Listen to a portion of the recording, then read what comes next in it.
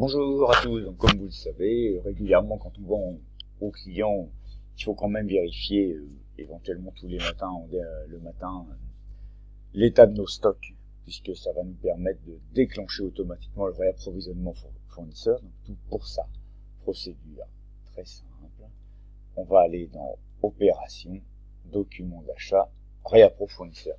L'avantage, c'est que tout va se faire automatiquement. Les commandes fournisseurs vont être faites automatiquement également. Donc on a l'assistant suivant. Alors, source de réapprovisionnement, évidemment, le stock. Si je veux vérifier l'état des stocks de tous mes articles, le plus simple, c'est de faire article, du premier article jusqu'au dernier. Comme ça, je suis sûr de ne pas avoir oublié d'articles. Si je passe, voilà, je peux passer par une famille article, mais le risque, c'est peut-être d'oublier une famille d'articles. Et puis après, l'intérêt de faire famille par famille, ça sert à rien. Vous allez voir article par article. Et à la fin, toutes les commandes sortent automatiquement pour chaque fournisseur. On va pas se compliquer la vie.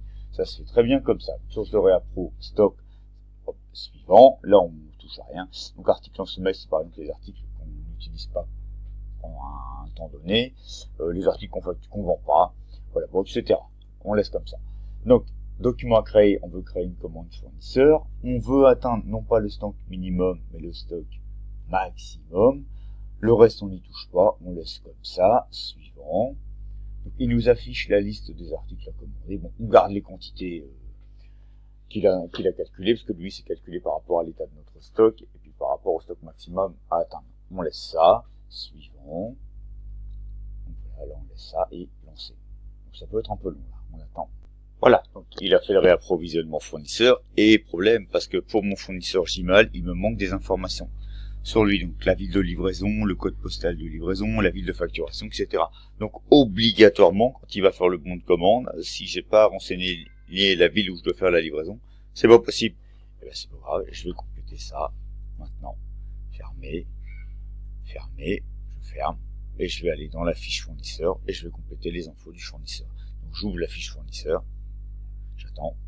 Voilà, en effet, donc j'ai ouvert la fiche fournisseur et on voit qu'on a juste mis le nom du fournisseur. Je sais même pas quel est son statut juridique, j'en sais rien. Donc, on sait que c'est juste un fournisseur mexicain.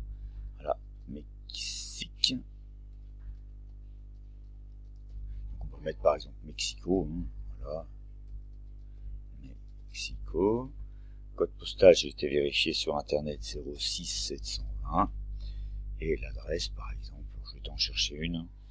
Rue A, Arcos de Belém. Voilà, on va mettre ça, enregistrer, fermé. Évidemment, si j'ai pas d'adresse de fournisseur, je vais avoir du mal à faire mes commandes.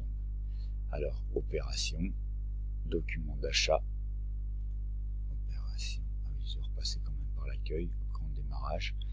Donc, opération, document d'achat, réappro fournisseur, suivant. C'est bien, ça nous le fait faire 2 fois, donc du premier article au dernier article, comme ça je suis sûr de rien oublier. Voilà, donc après, suivant. Comment je veux une commande fournisseur, je veux atteindre le stock maximum. Suivant. Voilà la liste des articles à commander. Suivant, lancer.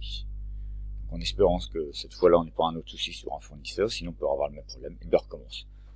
Ça peut être sur un fournisseur, sur un article, c'est pas grave, on complète les informations manquantes et on revient et on recommence la procédure, c'est pas grave.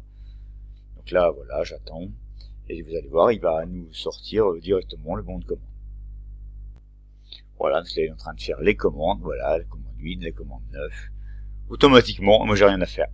D'où l'intérêt de passer par opération, document d'achat, réappro fournisseur, tout se fait automatiquement.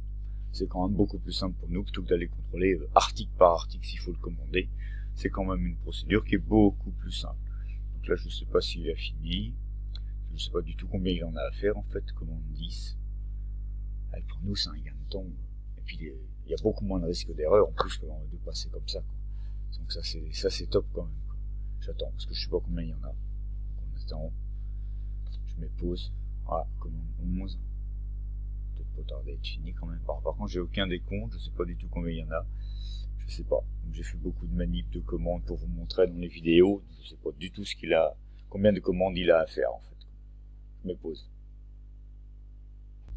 Voilà, il a fini. Donc il a passé pour nous 13 commandes. Et vous voyez, l'énorme avantage, c'est qu'on a pris tous les articles, mais chaque article commandé est commandé au bon fournisseur. Parce que nous, il aurait fallu voir l'article, est-ce qu'il faut le commander à qui? Vous imaginez le temps qu'on aurait perdu. Lui, il l'a fait automatiquement. Cet article-là, il est commandé à Sou. Et c'est fait. Donc, eh bien, quand les commandes sont faites, on a juste à fermer les commandes. On ferme toutes les commandes et c'est fini. Et après, vous allez voir, on va avoir un récap où on va avoir toutes les commandes faites. Regardez, documents d'achat. Je veux juste les commandes. Voilà. Et, par exemple, je vais prendre un filtre. Moi, je l'ai fait le vin. On va prendre que les commandes du vin. Voilà. Il a passé, donc, 1, 2, 3, 4, 5, 6. Il a passé 7 commandes. Voilà. Et nous, on les a pas fait. Donc, évidemment, non réceptionné. Alors, si c'est des commandes que j'envoie par courrier, par fax, je les imprime, je les faxe ou je les envoie par la poste. Si je les envoie par mail, je peux tout à fait les envoyer directement du logiciel par mail au fournisseur.